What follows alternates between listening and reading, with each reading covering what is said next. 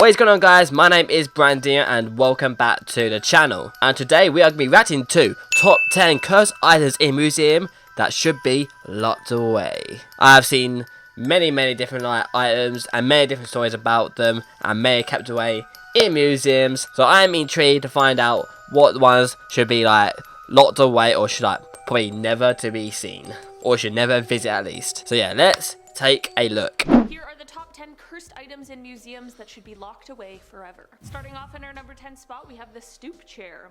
This is the stoop chair that once belonged to Thomas Busby. Thomas was a man who lived in Thirsk, North Yorkshire, and wasn't known as a very nice man, but he really loved his chair. In 1702, he found his father-in-law sitting in it, and it sparked an argument between the two of them.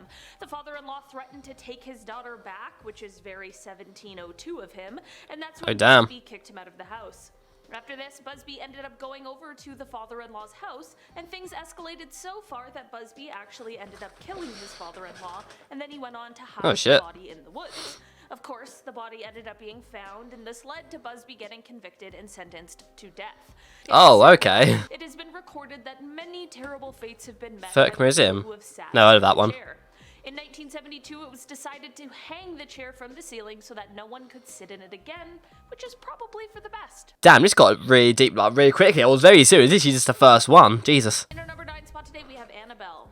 Oh, Annabelle, classic Annabelle. She's definitely an item that I really do want to visit, because I just want to see what it's like to actually see her in real life. I just want to experience that. I just want to see what it's like. The doll now resides in the Warren's Occult Museum, Yep. where it absolutely belongs, but where did it come from? Didn't it go missing that time? Didn't I swear it went missing? There was once a college student named Donna who received the doll as a gift from her mother, who had purchased it from an antique store.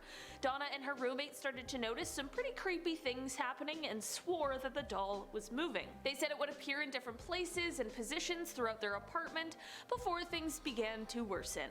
Donna began to find notes that said help in her apartment, and one night she found the doll in a different position and covered in some sort of red. That is creepy though. That is creepy. Imagine that. I should just go to an antique store and just buy something creepy and see if it just does anything. See if it actually becomes cursed or haunted. The girls then decided to contact a medium who solidified all of their beliefs and told them that the doll had been possessed by the spirit of someone who was killed in their apartment building. For some reason, the girls didn't immediately get rid of the doll, and the story goes that their friend Lou, who was at the girls' apartment, heard strange noises one night and went to investigate, and this is when he was attacked and killed by Annabelle. The girls finally contacted a priest who told them that the doll was possessed by a demon straight from hell, and then he put them in contact with Ed and Lorraine Warren, paranormal investigators. Pretty much how the story went. The two of them tried to do an exorcism on the doll, but it apparently failed, which is why it is now kept in a glass box at their museum. In our number 8 spot today, we have the Goddess. This statue is called the Goddess of Death, or sometimes the Woman from the Lem.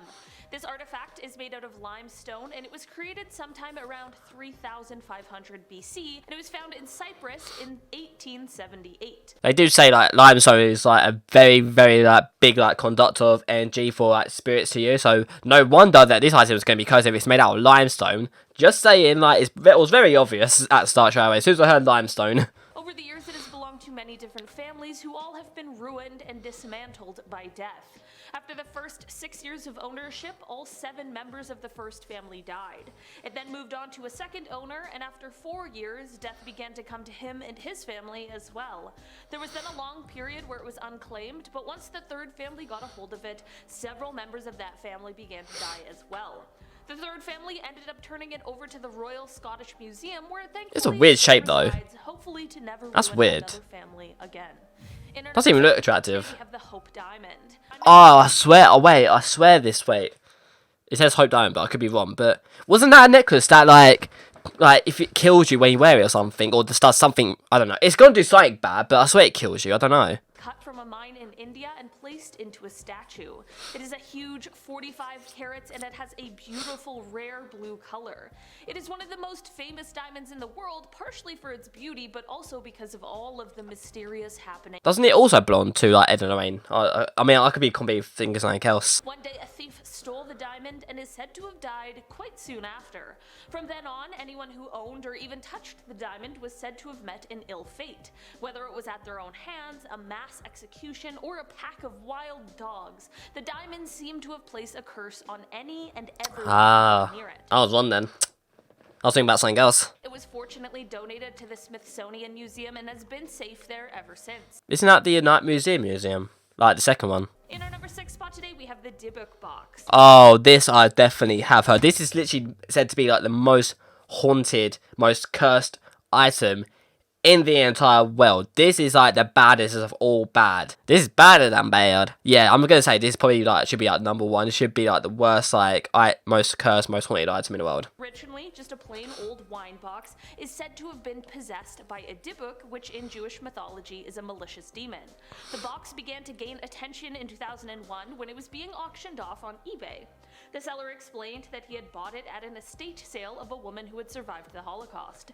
When he first opened the box, he found 2 1920s pennies, a lock of blonde hair bound with a cord, a lock of darker hair bound with a cord as well, a small statue that was engraved, a small golden wine goblet, 1 dried rosebud, and a single candle holder with 4 octopus-shaped legs.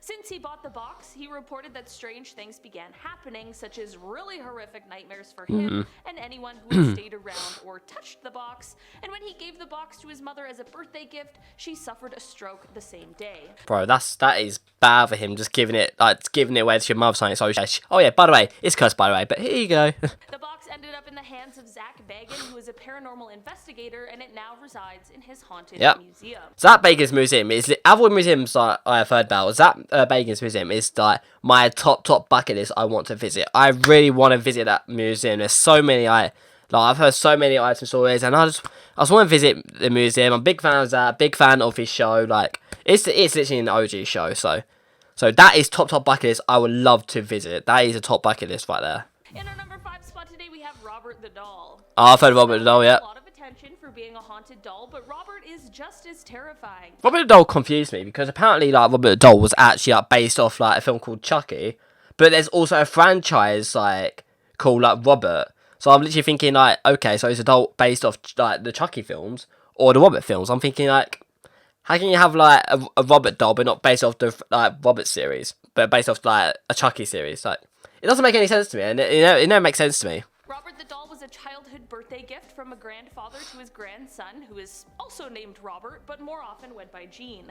The story claims that while growing up with Robert, Gene would often be heard by his parents in his bedroom having conversations with himself in 2 entirely different voices. His parents would sometimes be woken up in the middle of the night to the sound of Gene screaming, only to find him completely frightened in bed with overturned furniture around him. Gene would blame Robert for all of the strange happenings, and at the time, no one really believed him. Gene kept Robert into adulthood, and it became what people would describe as an unhealthy relationship. Apparently, Gene took Robert everywhere with him and spoke as if he was a living entity rather than a doll. Okay, this story is already not great, but surprisingly, it gets worse. Gene lived in a house as an adult that was called the Artist's House. Robert would be left in the upstairs window where children in the area reported seeing the doll disappear and reappear, and they all chose to just stay clear of the house. After Not surprised. Away in 1974, a woman named Myrtle purchased the house, and apparently Robert as well. Visitors of the house could swear they could hear footsteps and giggling coming from the attic where Robert was, and some even claimed to see the doll's expression change if someone spoke poorly of Gene. Myrtle reported Robert moving around the house on his own, and after 20 years she decided that she had had enough and donated him to a museum. So she already knew that he was like cursed or something, or haunted or something, whatever. She already knew that, but she thought, let's buy him anyway, because I want to experience it for myself. I feel like a lot of people actually do that. They just literally buy these items because they want to experience it for themselves to actually see if they believe it or not. I'm not going to lie, I would do it. Fun fact, I've actually started doing a haunted collection. I've already got a skull and other stuff. I'm not saying they're haunted, but I'm saying that one day, if I buy an item and I find out that it's got something attached to it, I will be intrigued. But if it gets really bad, I'm just gonna like lock away in a shed or something like that. Robert still lives in the museum where he is safely locked up, but it is said that he still likes to place a little curse on those who take his photo without permission. The walls of the museum near Robert's glass case are riddled with notes from previous visitors and naysayers who are begging Robert for his forgiveness and asking him to remove any curse he has placed on them. In our number 4 spot today, we have the KOH-I-NOOR diamond. The white diamond? There's 2 diamonds that are cursed. This diamond dates back thousands of years, and its curse is said to only affect men. It is said that the jewel can bring about great wealth, but it can also bring great misfortune as well to those who own it. Folklore states that, quote, "He who owns this diamond will own the world, but will also know all its misfortunes. Only God or women can wear it with impunity." Throughout the history of the diamond, it was passed among many people and rulers who all fought bloody battles while in possession of it. Every prince who had it is said to have ultimately either lost their power or their life while in possession of it as well. Part of the controversy of the diamond is how it ended up in the hands of the British royal family during colonization in the 1800s. Ever since then, it has only been worn by female monarchs, including Queen Victoria and Queen Elizabeth. The diamond now resides in the crown of the Queen Mother and is on display in the Jewel House at the Tower of London. Not gonna lie, that was quite a boring story. I didn't really have much to it. It was quite a boring story, not gonna lie. Top 3, I'm expecting some good stuff here. Dark Mirror. Oh, mirror. Now belongs to the Traveling Museum of the Occult, who got it from the mirror's original owner. The mirror is said to show some pretty upsetting images when you stare into it. Visitors to the Traveling Museum have claimed to see things such as their own corpse when they gaze into the mirror. I don't know. Pretty creepy stuff. Look if you dare. That was a short story. that was a short one. For 2 spot today, we have the Great Bed of Ware. A bed? Wouldn't necessarily expect to see a bed as I waltz through a museum, but the Bed of Ware is actually one of the Victoria and Albert Museum's biggest attractions. This lavishly decorated bed is said to have been built in the 15th century for King Edward IV by a carpenter named Jonas Fosbrook. After a while, it is said that this bed began to be passed between the inns of Ware, which led to more common folk being able to get their shut-eye in this elaborate bed. Here's where the tale turns. It is said that once more people began sleeping in this bed, they also began covering it in graffiti and carvings. Apparently, this disrespect for what was said to have once been a regal item angered the ghost of the man who made it. This is where the curse comes into play. It is now said that anyone who dare try and sleep in the bed, unless you're a noble of course, will be attacked by the ghost of Fosbrook. Jesus Christ, imagine out of all things having a bed that is cursed. Like, what the hell? Imagine like someone who actually owned that in the first place and slept in it. Like, Jesus Christ, what they went through. That must be like the worst nightmare, like the worst night's sleep ever. That is a huge item to be cursed. That is huge. In our number 1 spot today, Alright, big stuff here. Old Nick is often referred to as the Swansea Devil, and his story dates back to the 1890s, although he now resides in the Swansea Museum. So, back in the 1890s, there was the prestigious St. Mary's Church located right in the center of town. The church decided to do some renovations, and they put out some ads to hire someone. When a local builder applied for the job and was turned down, he had a major overreaction and decided he wanted to get some kind of revenge. He went and bought the row of cottages that lay next to the church and then demolished them all. In their place, he built large brick offices, and then he commissioned the carving of Old Nick and placed it right on top of the office building, looking down at St. Mary's Church. Legend goes that he even placed the curse himself by saying, quote, "When your church is destroyed and burnt to the ground, my devil will remain laughing."